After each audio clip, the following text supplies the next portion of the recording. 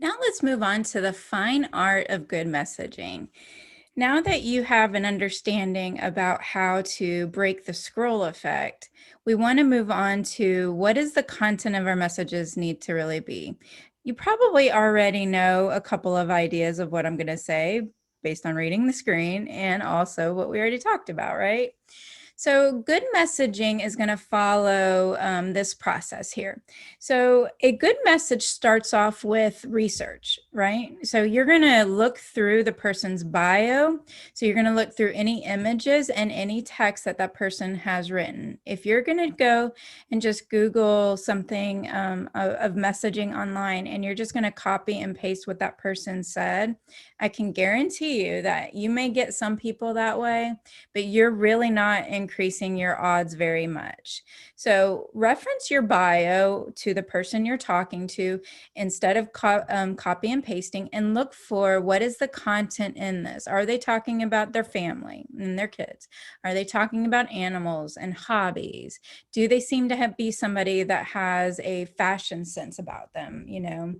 And so if you can take these context clues and use them when you compose your message, you're going to find that person is going to be more interested in responding. So why is that? Well, human psychology, right, is that we like to hear people talk about us.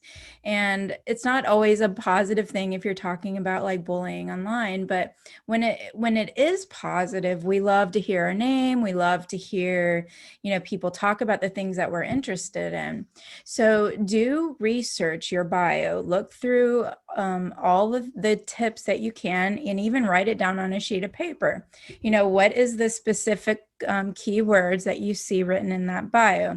So one person might be just advertising fitness and physique and sexual chemistry. And if that's the case, then you are staying within a good messaging format by focusing on what they're focusing on, right? So if they create more of that kind of physical stuff and that's your goal too, then you have a really good fit with that person. So you're already kind of ruling people out before you ever message, right?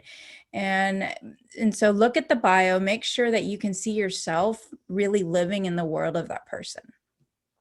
So we start to research the bio, then we move on to imagining yourself living that life, right? So when you choose a partner, you're choosing everything they bring to the table, all the good, all the bad, all their hobbies, all their interests. And if that's different from yours, you're going to have conflict in that relationship. And ultimately, somebody's going to give up their dreams and their hopes unless you're with a partner. A true partner is somebody who helps your dreams, happen.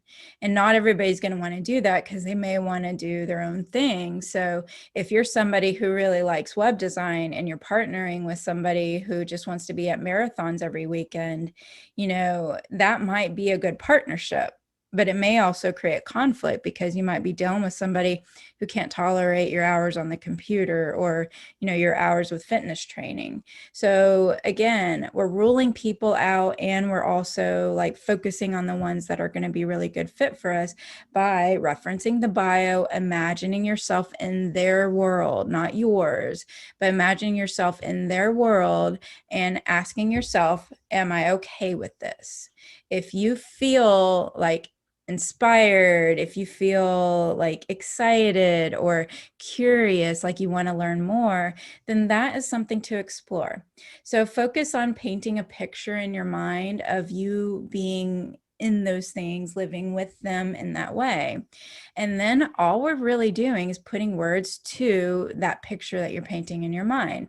So we're going to go with our Minecraft example here, is that we have somebody who I see you have Minecraft in your background, and maybe you could help me with this riddle. So we start off with the research, right? Minecraft is written in there. So we saw maybe a Minecraft poster in the background. And then what we do is we take that, and then here's the part where it's a little bit cut and paste, right? Is that all I did was I Googled Minecraft jokes, right?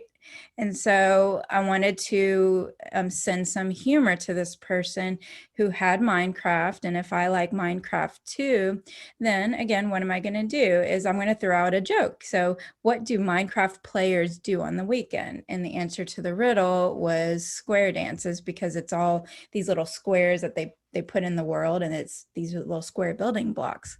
So it's just a play on words, right?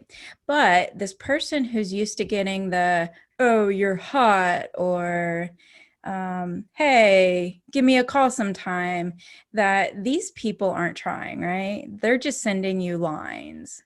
But the person who stops and, tries by researching the bio, making sure they're writing about that, and maybe even send a joke, is that you can cut and paste, jokes, but make it tailored to that person. So nobody's going to mind that you cut and pasted if you're taking the time to really try to get to know somebody, right?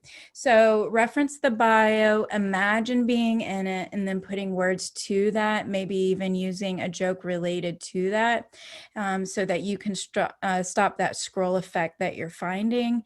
And remember that you want something that is going to kind of stand out, something that may be either exciting, shocking, visual somehow. So the only way to really break that scroll effect, though, is you got to do what's different than what everybody else is doing. And if everybody else is doing this, hey, hi, let's call, let's talk, let's get off the app, it's just these generic kind of things that you would probably find in a bar somewhere, right? So people who go online for dating, they're trying to get away from that, right? They're trying to get away from even social media, is they want to stop the scroll effect. So give them what they want. Help them stop the scroll effect by giving them more creativity, more effort, and really composing your message based on just that person that you're talking to.